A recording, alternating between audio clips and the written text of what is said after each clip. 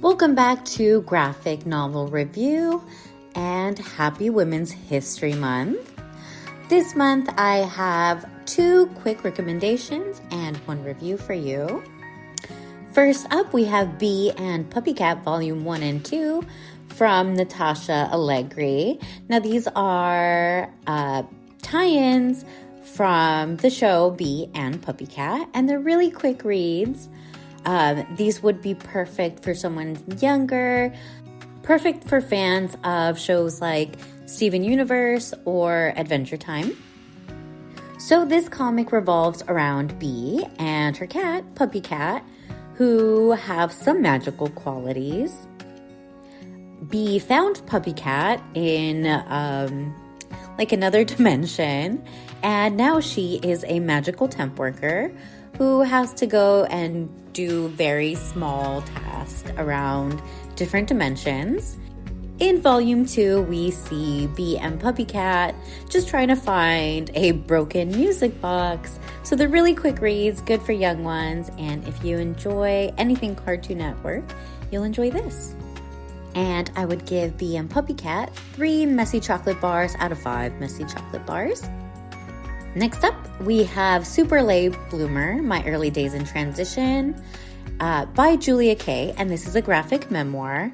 This is about Julia's experience through her transition, the early days of her transition, and how people perceive her and her own internal struggles and growth.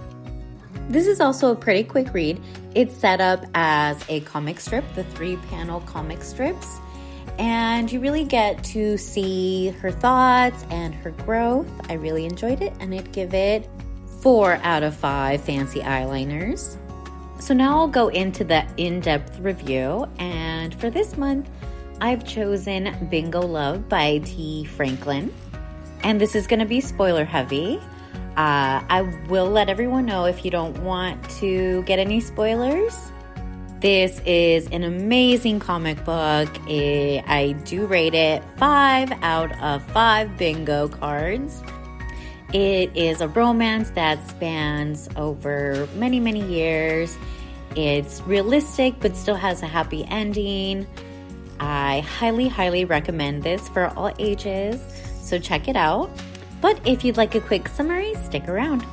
So the story starts off with Hazel and Mari meeting at bingo night, and they, I think, both go with their grandmothers to bingo at their local church. And instantly, Hazel is smitten with Mari. Mari is the new girl in town. She doesn't have a lot of friends, but as soon as they meet, they are inseparable. They do everything together, and you can see this little montage. They are truly, truly inseparable and do everything together. I believe this does take place in the 1960s. And you can tell that what is going on between Hazel and Mari is romantic, whether they know it or not, whether people around them know it or not. It is romantic, and it's just kind of the feelings are bubbling underneath the surface. And then one day, finally, they kind of confess their feelings for one another, and they share a kiss in front of Mari's home. Unfortunately, they are caught, and somebody tells Mari's grandmother that they have seen the 2 girls kissing. From there, Mari is sent away. So unfortunately, Mari is sent away. She unfortunately gets married. And then we see things through Hazel's life. Hazel also gets married and has children. And she loves her kids. She loves her husband. She's living her life. She does feel like there is something missing. She has a big family. She has grandkids. And she's really enjoying her life. She really is like the matriarch of her family. And everything seems to be going well. Her life is going pretty well. And there's like a holiday dinner, and it's kind of tradition for her to still go to bingo. It's still her thing. She still goes to bingo. And she goes with her daughter to bingo night. And who does she see but Mari at the bingo game? And this is really when things get real and old emotions come back up, because she is with her daughter. Hazel's with her daughter. And then she sees Mari, and they can't believe that they're both there. So they share a kiss. And Hazel's daughter's like, "Excuse me, why are you kissing someone other than my father?" So then Hazel has to go home. She explains to Mari, like, "I have a family. Everything is, it's been so long. It's been decades. She's made a family. She has a home. She has a husband. And she can't really just leave that behind." So she walks away. But she's got some explaining to do to her family. So not everyone has the best reaction. This is very new information, and her husband really does take it the hardest. But after some conversations, he realizes it's for the better that they get a divorce and that Hazel live her life. And her kids take it hard, especially her daughter, but they understand that this is for her happiness. So then we have Mari and Hazel reuniting and being together and everyone really getting along. And then they have this beautiful beach wedding with all their friends and family. And everyone's very, very supportive of their union, of their marriage. And then we see another montage of Hazel and Mari, but now in their older years and combining their families, which is very sweet. But towards the right of this montage, we see that Mari is having a little bit harder time. She looks a little bit tired. And we see that Mari has dementia.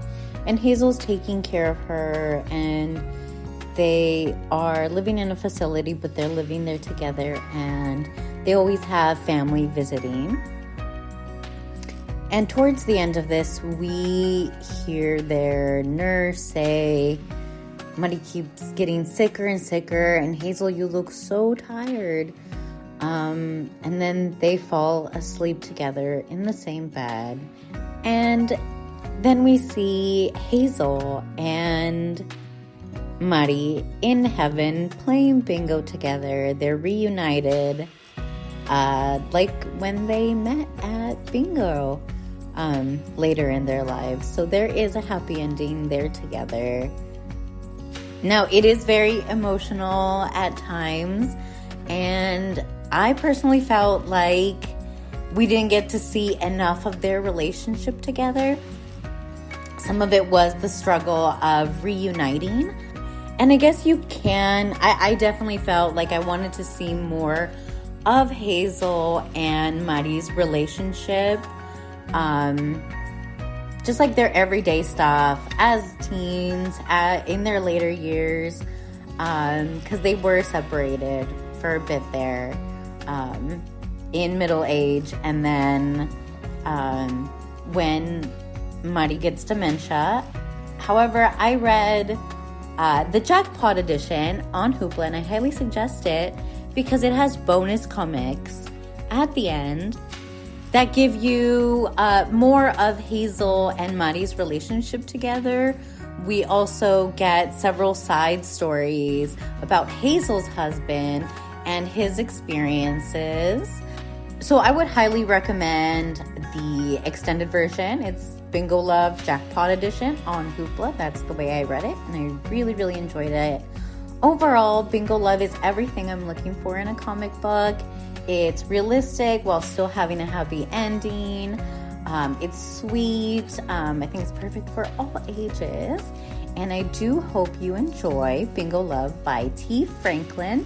And I will see you all next month.